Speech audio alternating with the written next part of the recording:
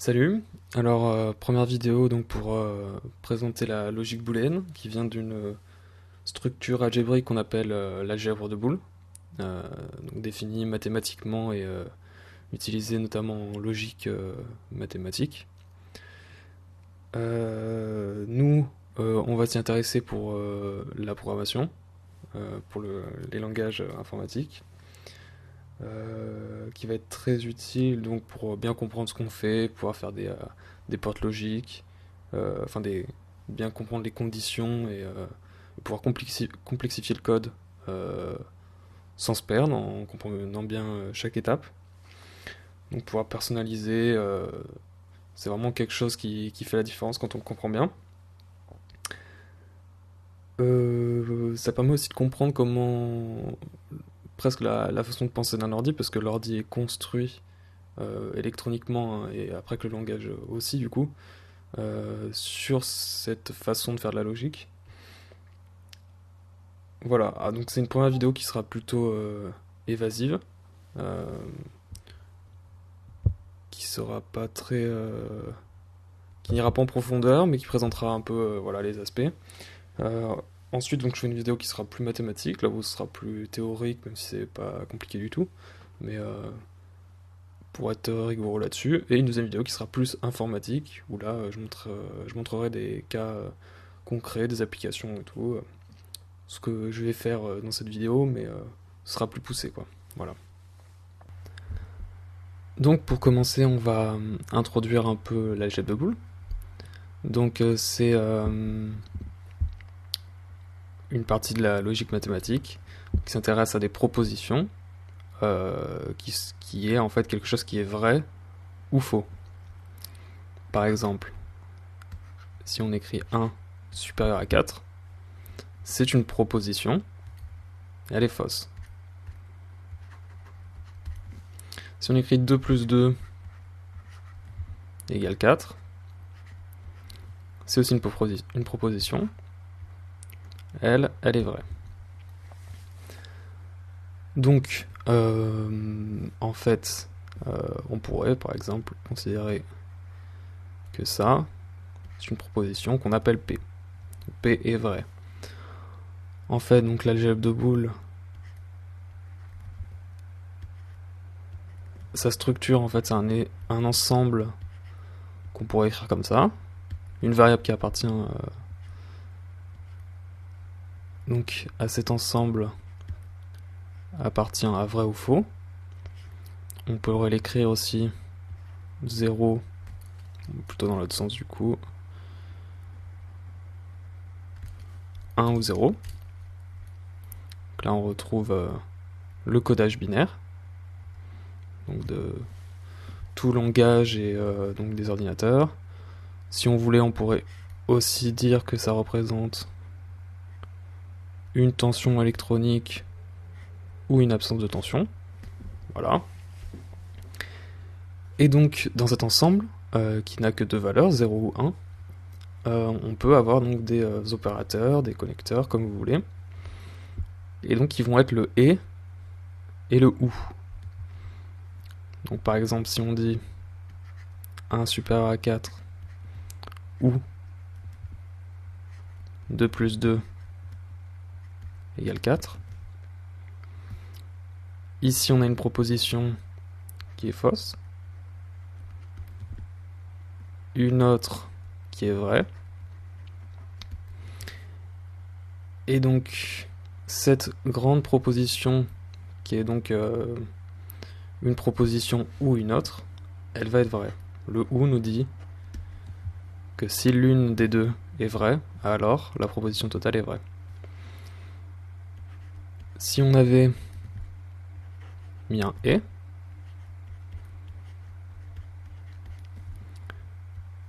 ici cette proposition globale serait fausse, parce que on a au moins une des propositions qui est fausse, celle-ci.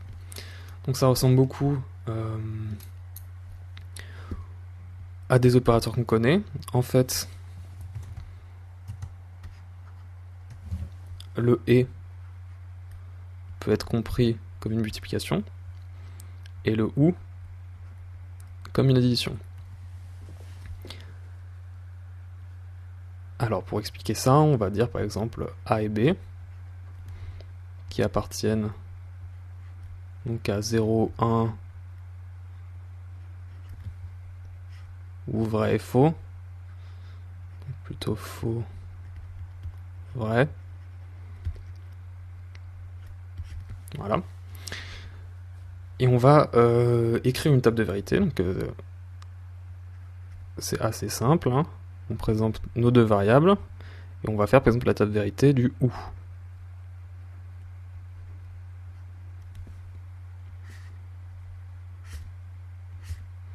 On présente toutes les possibilités. Donc là on a que deux éléments. Donc on va les énumérer. 0 et 0. 0, 1. 1, 0. 1 et 1. Et ici, donc, on va écrire le résultat de cette opération. Donc 0 ou 0, ça nous donne 0. Faux ou faux, bon, ça donne faux. Faux ou vrai, la totalité va donner vrai. Donc 0 plus 1, 1. 1 plus 0, 1. 1 plus 1, 1. Là, on n'est pas dans une opération dans les entiers comme on a l'habitude. Hein. On n'a que 0 ou 1. Et 1 plus 1 donne 1. On va y revenir après. On va faire celle de la table de vérité du et.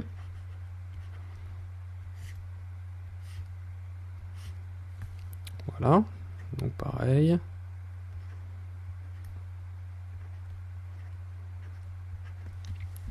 Et ici, donc on a 0 ou 0, 0 et 0. Ça donne 0. 0 et 1, ça va donner 0. 1 et 0, ça va donner 0. Et 1 et 1, ça va donner 1. Si on le fait en termes de multiplication d'addition, donc il y a un bon moyen pour retenir un peu comment ça marche. Ici, tout paraît facile. Ici aussi, en fait, on n'a que celle-là qui pourrait être un peu contre-intuitive. En fait, ça vient d'une raison simple, c'est que le ou en français, il est exclusif. Ça veut dire que quand on parle, on a tendance à utiliser le ou en termes d'exclusion, c'est-à-dire est-ce que vous voulez un yaourt ou un fruit? Implicitement, on ne parle pas de la possibilité qu'on puisse avoir les deux. Or, en fait, ici, on a un ou inclusif, où en fait, on dit juste si au moins une des variables est vraie, alors le résultat est vrai pour le ou. Le ou exclusif est un autre opérateur qui, lui, prendra ici en 0, ici en 1, ici en 1, et ici à 0. C'est-à-dire qu'on exclut la possibilité que tout soit vrai. Donc c'est la seule chose à retenir. Alors...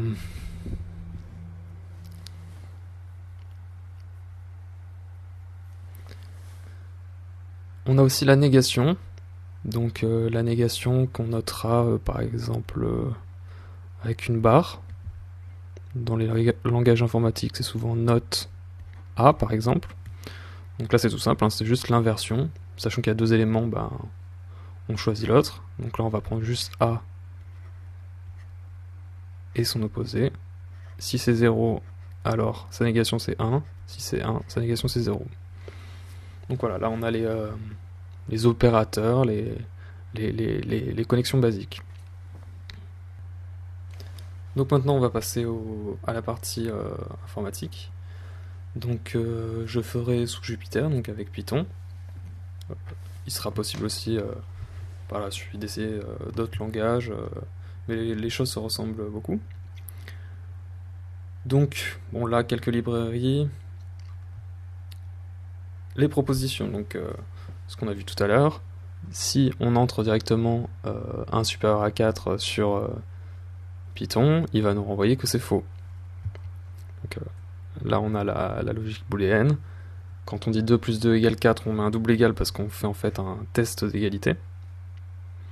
Donc là, il nous répond vrai. Est-ce que 2 plus 2 est différent de 5? Donc ça, c'est pour différent, c'est vrai.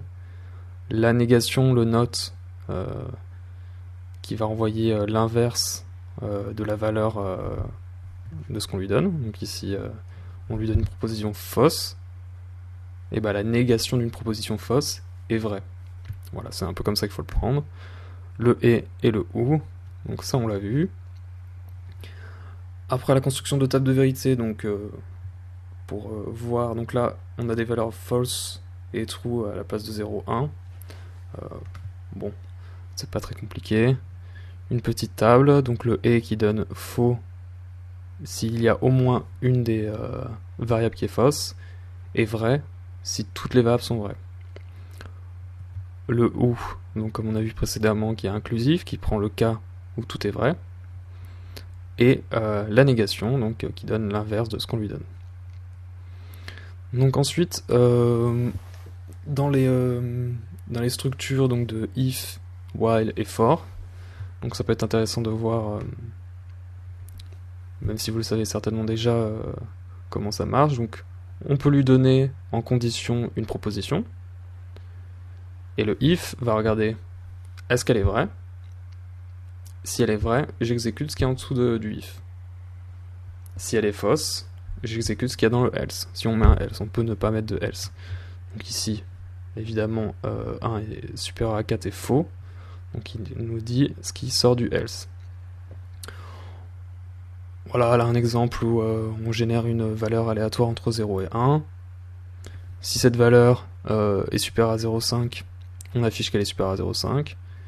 Sinon, qu'elle est inférieure ou égale à 0,5. Voilà, donc c'est la négation de 0,5 est inférieure à U, c'est U est inférieur ou égal à 0,5.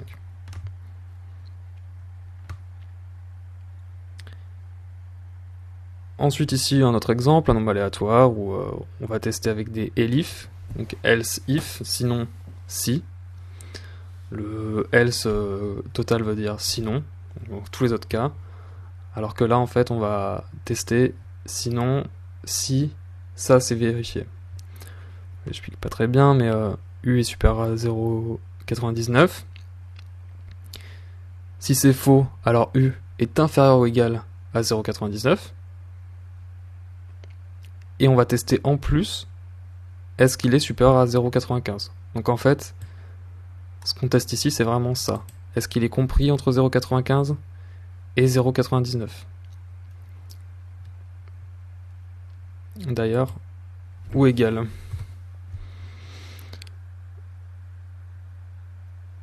Et ainsi de suite, donc pour 0,9.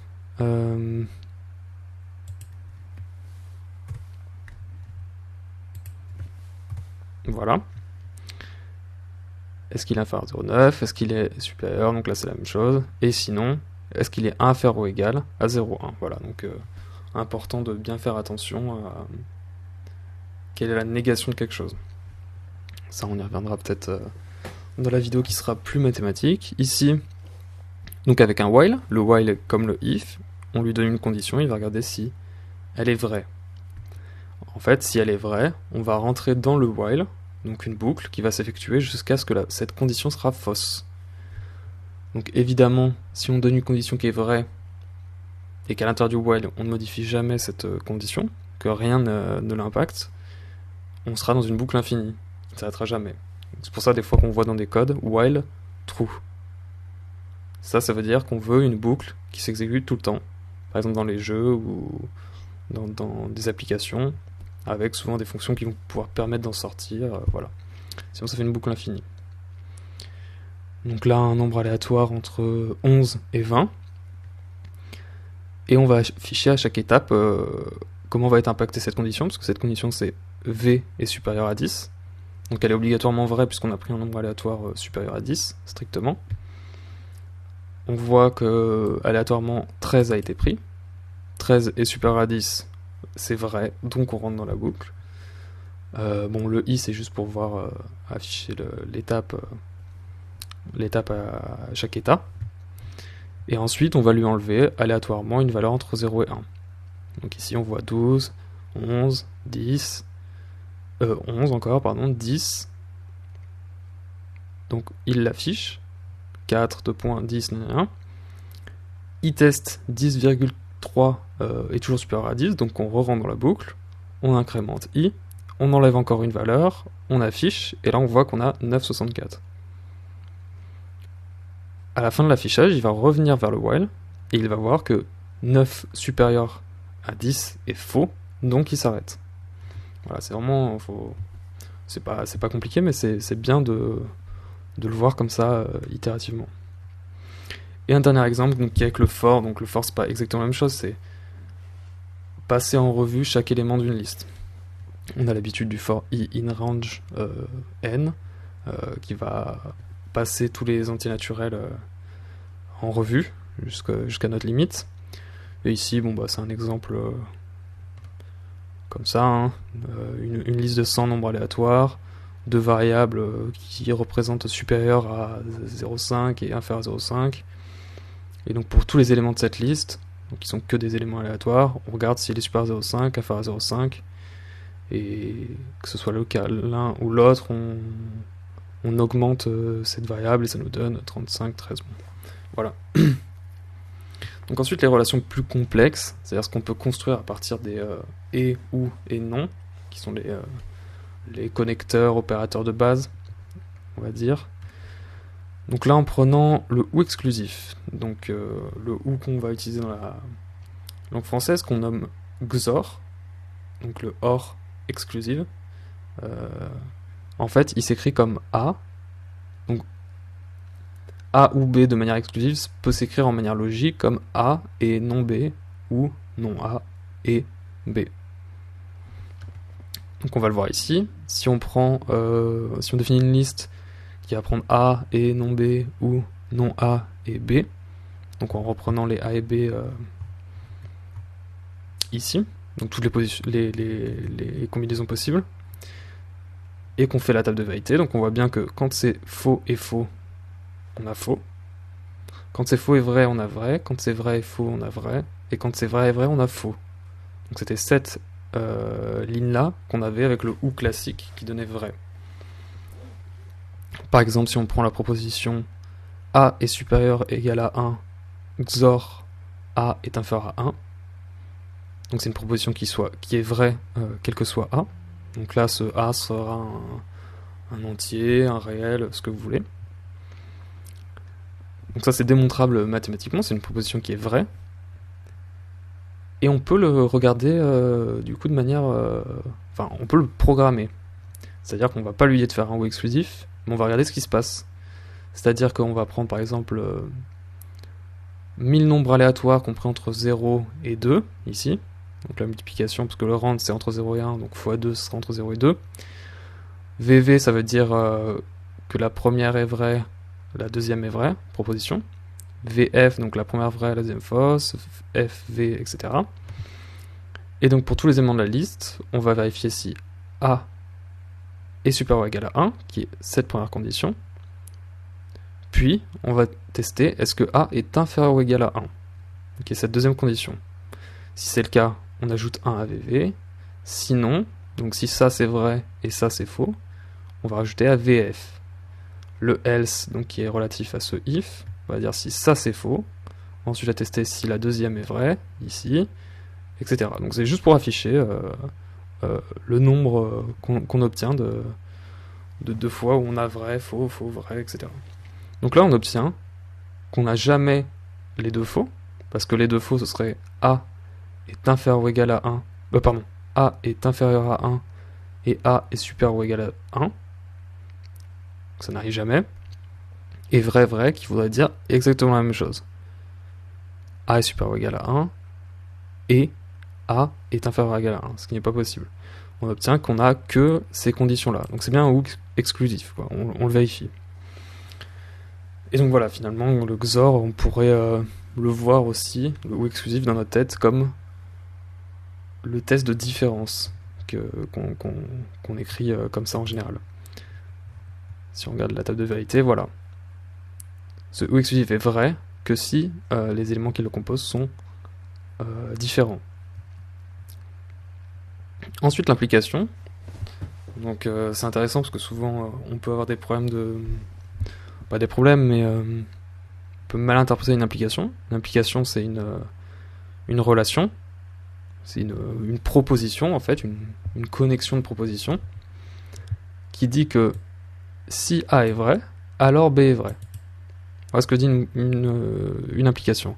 Et donc en logique booléenne, on peut l'écrire not A or B. C'est plutôt intéressant. Quand on fait la table de vérité, on voit en fait que si A est faux et que B est faux, alors l'implication est vraie. Parce que l'implication, elle dit juste que si A est vrai, alors B est vrai. Mais si A est faux, bah on n'a rien dit, quoi. Donc de même pour A est faux et B est vrai. L'hypothèse de l'implication, c'est juste si A est vrai. Donc quand il est faux, tout peut arriver. Par contre, si A est vrai et B est faux,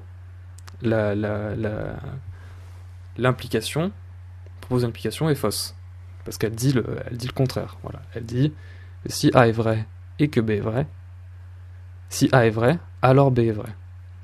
Donc voilà, elle empêche cette condition d'arriver. Donc en prenant un exemple, A est supérieur à B et B est supérieur à C implique A est supérieur à C. Donc on pourra noter comme cette implication A, grand A c'est ça, et grand B c'est ça. Donc ça c'est une proposition qui se démontre mathématiquement, qui est vraie. Et donc on peut aussi, de la même manière, le faire en le programmant. Donc on prend 3 nombres aléatoires. Enfin, on prend 1000 nombres aléatoires, donc on fait 3 listes de 1000 nombres aléatoires entre 0 et 1. Pareil avec les mêmes variables, et 1000 fois on va vérifier donc la première proposition, donc le grand A, est-ce que A est supérieur à B et B est supérieur à C. Et ensuite on va tester la deuxième proposition, est-ce que A est supérieur à C. Et si c'est le cas, on va le mettre dans VV. Et donc de la même manière, on énumère toutes les possibilités. Et on obtient donc ce résultat, qui nous montre que tous les cas arrivent, sauf vrai-faux. Et vrai-faux, en fait, c'est A est vrai, B est faux. Donc le fait que A est supérieur à B et B est supérieur à C, et que A est inférieur ou égal à C. Donc ça n'arrive jamais. Donc voilà, c'est une façon de voir comment fonctionne la logique booléenne en partant de propositions mathématiques. Et en fait, non, c'est pas celle-là, c'est pour l'équivalence qu'on a un truc intéressant.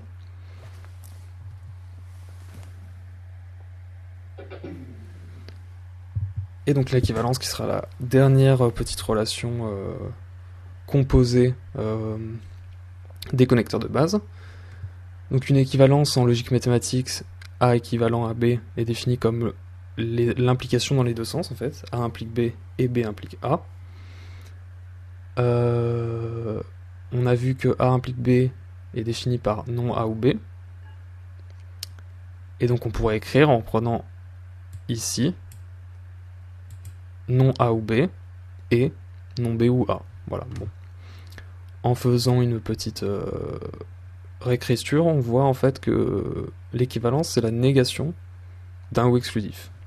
Bon, c'est à remarquer, quand on fait la table de vérité, on a ça, on a que si A est faux et B est faux, l'équivalence est vraie. Si les deux sont différents, l'équivalence est fausse. Et si les deux sont vrais, l'équivalence est vraie. Donc en fait, on pourrait voir l'équivalence comme un test d'égalité qu'on note comme ça en Python. Et ça, on va pouvoir le vérifier aussi. Par exemple, la proposition A, qui est un nombre entier et pair, est équivalent à le chiffre de ses unités et pair. Bon, donc là, c'est une façon de voir comment on récupère le chiffre des unités pour pouvoir faire les tests. Et donc, on prend A, grand A, un nombre entier entre 1 et 1000, aléatoire, et on en prend 1000 aléatoires comme ça. On transforme en chaîne de caractères, on regarde la longueur de la chaîne de caractères et on prend le dernier. Voilà. Et on fait le test de la même manière, où on va regarder est-ce que le nombre entier est pair. Si c'est le cas, est-ce que son chiffre des unités est pair. Et donc si c'est le cas, on met plus 1 donc pour vrai vrai. De la même manière, vrai faux, vrai faux, vrai faux. Et on obtient donc ce résultat qui nous donne que soit les deux sont vrais, soit les deux sont faux.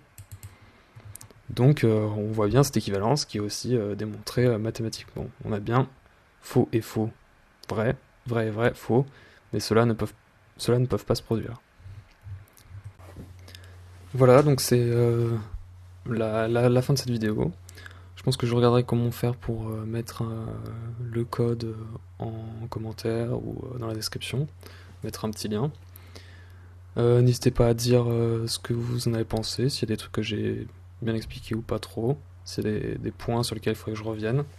De toute façon, je ferai donc une vidéo qui sera orientée mathématiques sur l'algèbre de Boole et une autre sur des applications peut-être plus intéressantes en programmation, donc certainement sur Jupyter ou sur Python classiquement. Donc voilà, n'hésitez pas à me dire ce que vous en pensez, si ça vous a intéressé, et à la prochaine.